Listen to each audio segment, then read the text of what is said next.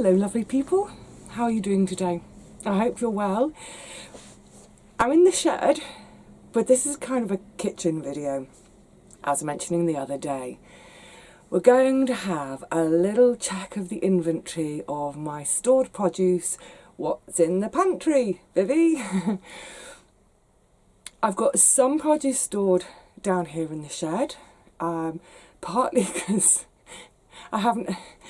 I literally take produce home with me every time I visit, but also there comes a point where the flat is full, so if something will store in the shed, you know, with no issue, I will store it in the shed. And then of course there is a little bit of fresh food out in the garden too. So what I thought we'd do for this video is we're going to go home in a minute and I'm going to show you the freezers, show you the cupboards, show you pretty much every nook and cranny. And we'll have a little bit of a tot up of the harvests for this year. What have I got to keep me going through until about June, July next year. So what's that? December, January, February, March, April, May, June, July.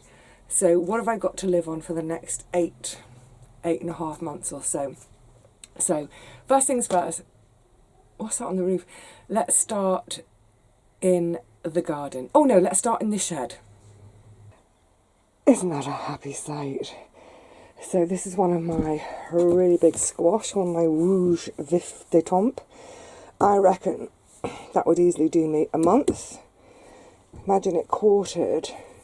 Each quarter I could make 2 batches of soup and some roasted. I don't know whether it will last a month. I'm a bit greedy with my squash. So yeah, one of the squash there. These are the remains of the Whopper courgettes. And I've never tried sort of storing them before. But someone had mentioned to me, I'm sorry, I forgot who it was. But someone had mentioned to me that, you know, once they've gotten this big and the skins are a bit tougher, they will actually store okay. So I've got 5 there. I think I might have 1 or 2 at home. Can't remember now. But yeah, I'll just come and grab one every now and again and make up another big batch of soup. Yummy. In this end, I've still got loads and loads of onions. Because after I'd done the initial harvest, I took masses of them at home, which I've been getting through. But I'm now, at home, I'm now down to the last few. So I'll be starting to come along and nick onions from the shed. But I've also got, as you'll have seen in the back of videos, I've got more hanging. To be honest, I think I'll easily manage with onions. I haven't done a count up, but I think I had enough to average 3 per week. That's plenty, that's fine. And then finally, also in the shed, on the floor, some of my other larger squash. So there's the 2 Muscat de Provence, and these 2 were also supposed to be Rouge Vif de Tombe. I mean, they're huge. I mean, I've got huge hands. These are really huge, but it looks like they might have reverted. I'm not quite sure, but someone was suggesting there might be a type called Old Boer, a Dutch/South African one. Anyway, good. So masses of squash and onions in here. Now let's go and quickly whiz to the garden to see what's available in the garden. Okay, quite briefly, as you've seen this in the tours already, but I've got some parsnips to come out. I don't think they're going to be great this year, but there'll be a few portions of soup from them. Fab. The chard, it's a cut and come again. I'll be having that all winter and all of next spring. Using it as you might spinach or the bigger tougher leaves as a brassica. But mostly now it's all about the brassicas. So the Portuguese cabbage, there's one there I'll keep harvesting from. In terms of the sequence for the cabbage, the brassicas, I beg your pardon, the Cavolo, the red kale, and the calabrese. These are all the ones I'm using now and will continue to use. The cabbages here, Savoy cabbages, they're still developing, so they'll probably come into action sort of January or so. So you can see there's masses, and then once the calabrese heads are done with, I'll start eating the leaves. And then finally by about the end of February into March next year, the purple sprouting broccoli will take over, and I'll have that through to about April, including once I've had all the purple sprouts, I'll start in on the leaves. So I've got a lot of good leafy green matter to keep me fresh matter to keep me going all winter and into next spring. Sorry, excuse me, I've got a frog in my throat. And then of course this is the broad beans. By the end of May I will be harvesting those, so we'll check out what's in the kitchen at the moment. But if I run out of beans at home by the end of May, boom, I'll have these babies to start in on. And like with the onions, by the onions next year will be planted here in this bed somewhere. By about the beginning of June, if I've used up all my stored onions, I can start nicking the ones that will have been growing since April. Lots of lovely stuff to scoff. Right, okay, let's go home and let's go and have a nosy in the freezers and the cupboards. Ta-da! I'm back at home. Yay! It's actually another day. Never mind. So what I'm going to do now is I've tried to gather everything together in the kitchen so we're not wandering around the flat looking for food. I'm going to have a little show and tell, freezers, etc., and then we'll reconvene here and I can go through some amounts, quantities, you know, what all this lot has to do for me over however many weeks. So let's start over there in freezer number 1. Actually, before we dive into freezer number 1, here's some of the produce. This is some of the small squash. I've already had it. This is the black... Is this? Yeah. No, this is sweet dumpling. Sorry, I get confused. I've had a couple of those already. And this is the teeny tiny black futsu. So yeah, these are all the really tiny ones, and probably I would use 2 of these at a time. There's loads in there. So yeah, 2 at a time, but then if we think back to just a few seconds ago when I was in the shed, those huge whoppers in terms of the Rouge Vif de Tombe and the Muscat de Provence, well, they kind of all equal each other out. So that's a few of the little ones. Some of the dried beans, there's Boloshi, Gigantis, Madeira Maroon, and beautiful Cocoa Sophie. Do you know what? Hold on a sec, I'm just going to rearrange the camera in my hand because we have to have a bit of this, don't we? Oh, gorgeous. Now, I don't do a lot of my beans as dried, just sort of from a convenience factor. They obviously take a little bit more work in terms of preparation for sort of soaking and then boiling, but it is handy to have a few wee beanie beauties. Gorgeous. Okay, so I've just realised actually I've got a few couple of jars of beans at the back there too, but more squash. Squash everywhere. So these are my bog standard butternuts, and then on the floor the bigger of the, come on Vivi, remember what type it is, black futsu. So there's 7 of those sitting on the floor. In this basket, in the sacks, that's the last of my summer, my sort of salad potatoes.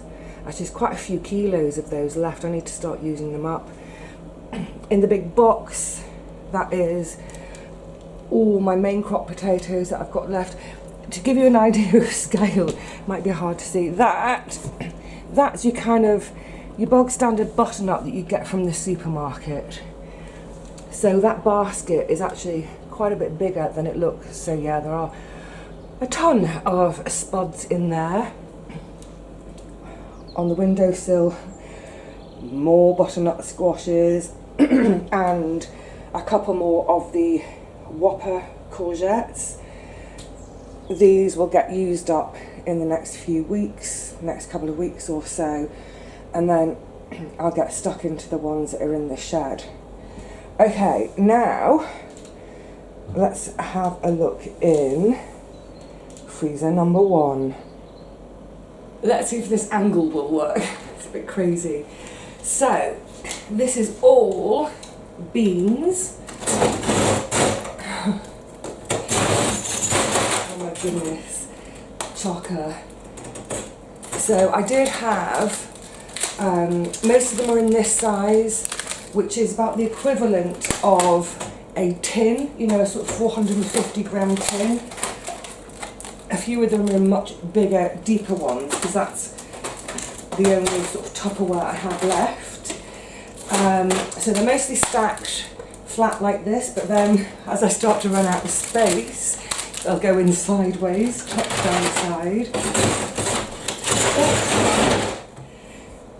I did give this a defrost about 4 or 5 months ago when I emptied it sort of midway in the summer, beginning of the summer, in preparation. More beans, more beans. That says coco de pampol, but it's not. That's the green chickpeas. Yeah, all beans. This drawer is actually deeper, so I've got a few more in there. And then loads and loads and loads more beans. Again, beans, beans, beans, beans, beans, and then in this, on this side, just to get as much tucked in as possible. I know I'm making noise.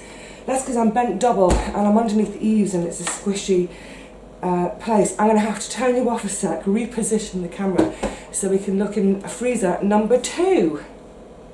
An even more awkward, tighter angle. So in here, it's almost all tomatoes. Again, these, this is why I love these takeaway tops. They're stacked 5 high in each drawer. And again, it's the equivalent to a tin of tomatoes. So if I'm making a recipe, I don't make recipes, I don't make anything, but if I was making a recipe that called for 1 can of chopped tomatoes, boom, there we go. Now, odds, okay, so, these drawers weigh a ton. Again, that's all tomatoes. I did have a tot up of everything this morning, I've written down, so I can tell you properly when they sit. A bit more tomatoes and then some random beans. The size and shape of all the Tupperware is getting very random now. I mean, I can't even see that one, but it's definitely beans. A little less tomato this year than in previous years. We'll talk about that. Right, and then finally into freezer number 3. On the outside of my freezer. Isn't that the cutest thing? It's a little cross stitch that MJ made for me, a little magnet on the back. It sits there right next to my desk, so I see it every day. Cute. Right, freezer number 3. In the top. Oh, this one doesn't pull out, but again, so you get an idea. This is all peppers stacked in there. Again, I start to run out of the square, the flat ones.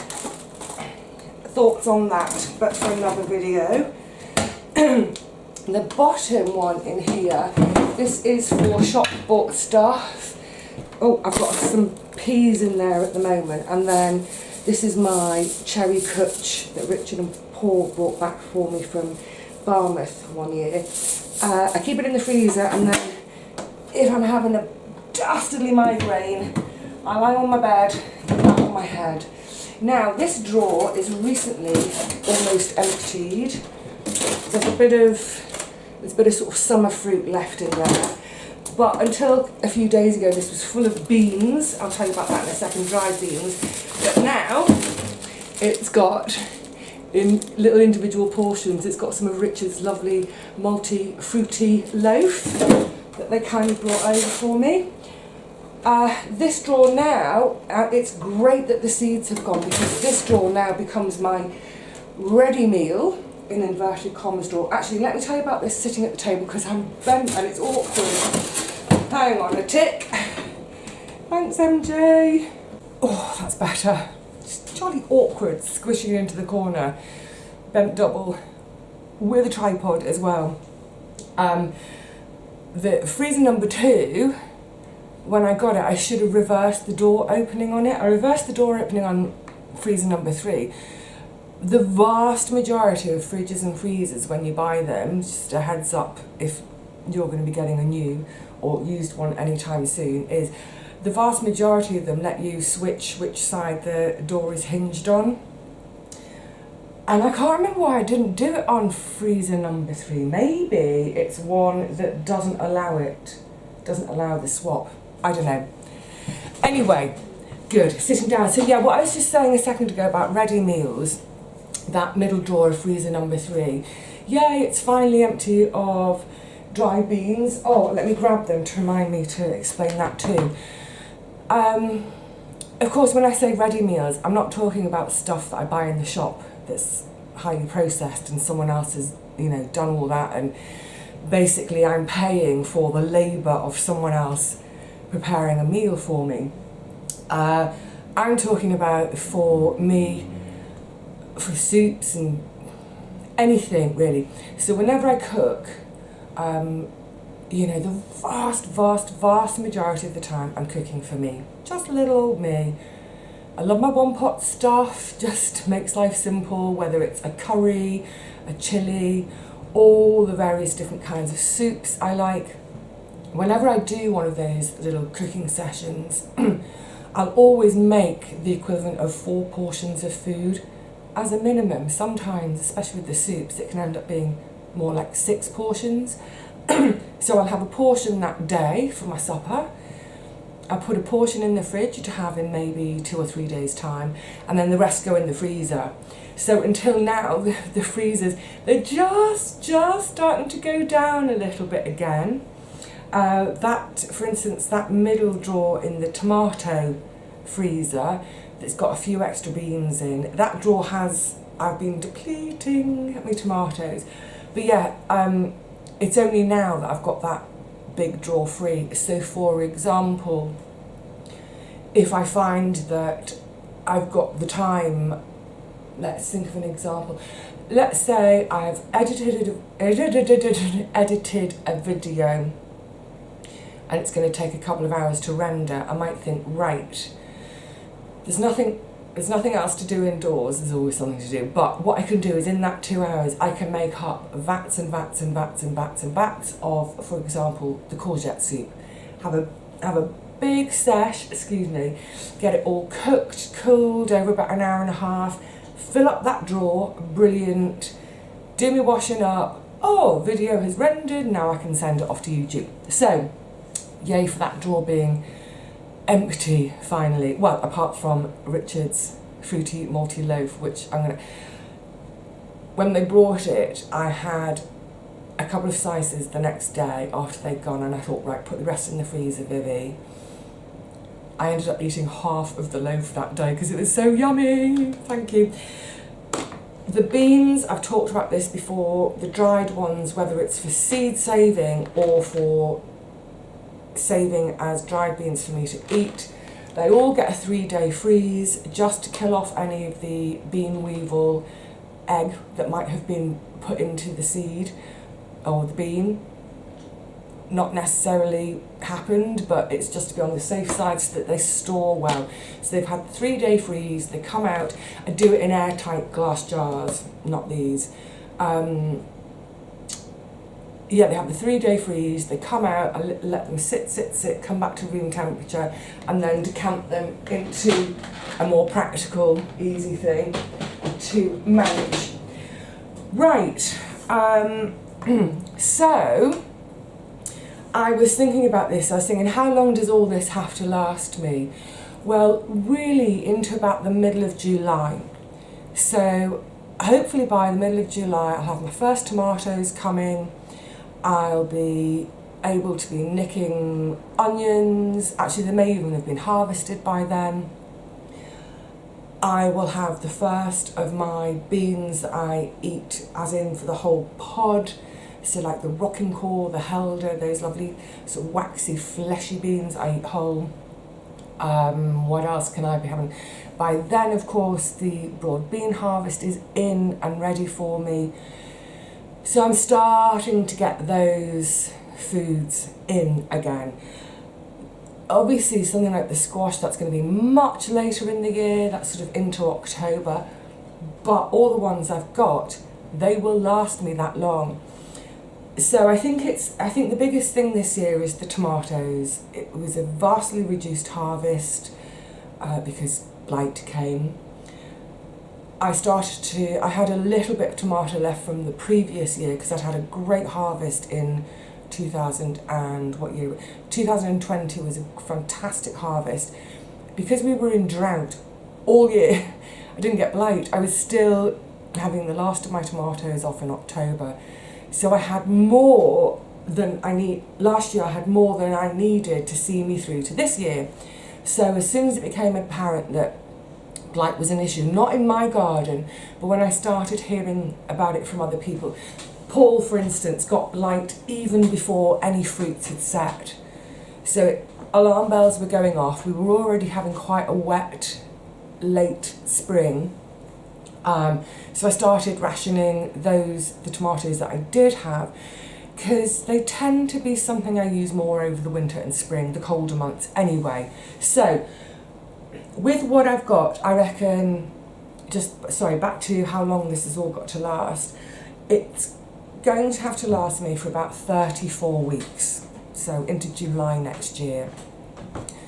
Therefore, I have to just look at my jottings. I've got 43 tins. I'm going to call everything a tin, because you all know what I mean by a tin, don't you? In terms of size. Let me see if I can find a tin.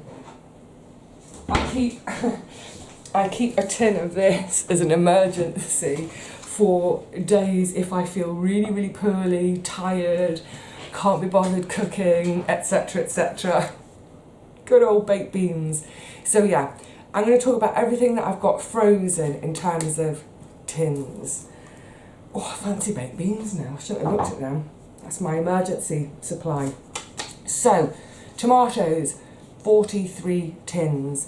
So that's 1 1/3 tin a week. That's quite tight for me. I would normally want 2 tins. Just have to be flexible, maybe.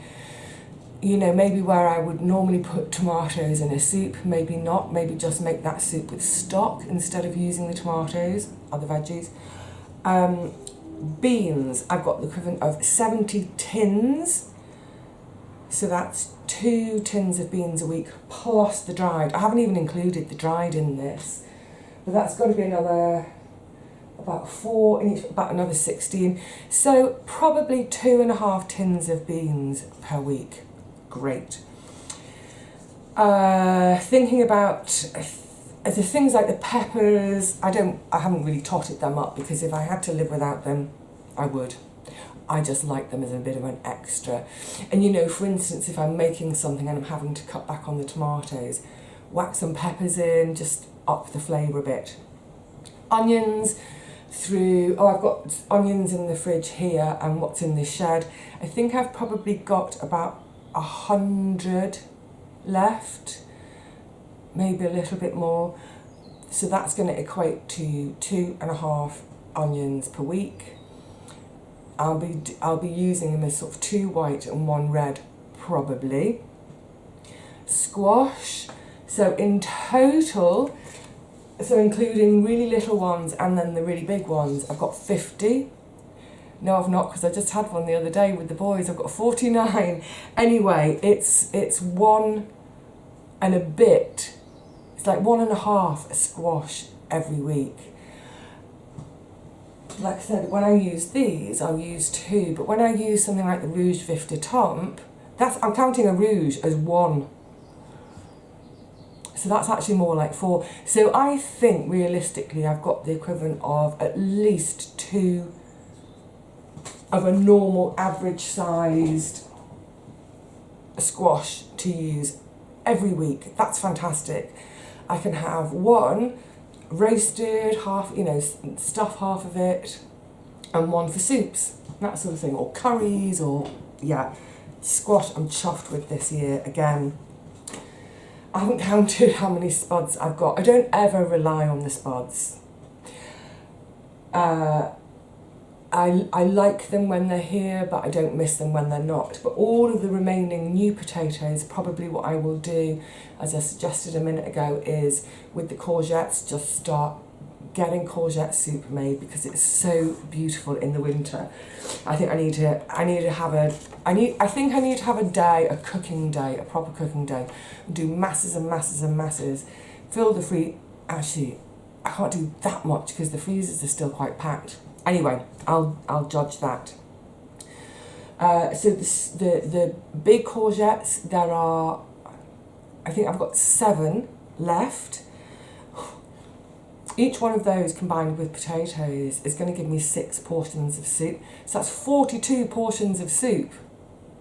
So that's a portion of courgette soup every week for the next nearly a year. Great, get a load made up. That's 1 lunch a week I don't have to think about. Fab. And then just kind of reflecting back to what's in the garden. In terms of the brassicas, there's about 50 plants, so I could actually have a whole brassica every week. And of course, the red curly kale, the cavollo nero, they're both cut and come again, so I can harvest and they'll keep growing. And there'll come a point where they want to sprout. But yeah, essentially I've got a whole bucket of greens, fresh greens to have every single week. Fantastic. And as I was mentioning in the garden as well, once, say, I've had the calabres and the purple sprouting broccoli, I'll start eating the leaves on the plant too. Quite often I don't need to. I get to the stage where I just, I've got enough, but if I needed to, I would. So the brassica's great. Chard, tons of chard and gigantes baked in the oven. Oh, yum, yum, yum, yum, yum. So I would say, and of course a few parsnips, if there's anything under the soil, who knows. So, you know what? That's a success. That's been a real success garden this year, apart from the tomatoes. But like I said, because I kind of got the heebie-jeebies about the tomatoes early enough on, I was able to just save a little bit of the previous year's tomatoes. Now, that isn't all I will survive on over the winter. I will, of course, be eating, or buying, should I say, rice. And these are the 3 things I buy most of. Rice, lentils, and oats. It's basically my carbs. The lentils are great for, even just a little handful of lentils for just padding out a soup, making it more of a, giving it a bit more a substance. So I will buy those throughout the winter, but I don't use a huge amount. I mean, I can't even imagine. Let's say they're £1 a bag. Actually, the oats are really cheap these days, about 50p for a big bag. And say the other 2 were £1 each. That's £2.50. I doubt I would spend even £2.50 on them per month. Will that last me a month? Depends what I'm eating. But between the 3 of them that I just showed you, they'll probably last me a month. So about £2.50 per month to get some carbs and that kind of bit of bulk. But otherwise, pretty much be living on my own produce. What are the other things that I will buy? Excuse me. Just trying to think. I've got enough oil. Probably through the winter some garlic. because the garlic wasn't great for me this year. I left it too long, the ground was sopping wet. By the time I came back to it, the majority was rotted. The little bit that I did have, I have eaten some of it, but most of it I saved for planting again now for next year's harvest. So I will be buying garlic. But in terms of vegetables, no, I won't be buying anything. The only thing possibly might be at some point maybe some tinned tomatoes, because I do like tomatoes in my food. And what did I say, 43 tins of tomatoes for 36 weeks, 34 weeks, whatever. Yeah, I'm predicting that I'm going to end up buying tomatoes at the end of next spring for the first time in, gosh, 8-9 years. Fab. Anyway, so yeah, there we go. A little pantry stocked up, 95% of which has been stocked up from my garden, from my own efforts this year. It's doable, yay! All right, well, I hope that was interesting, enjoyable, or whatever. If you've got any questions, pop them in the comments below. You know, I'm always happy to answer.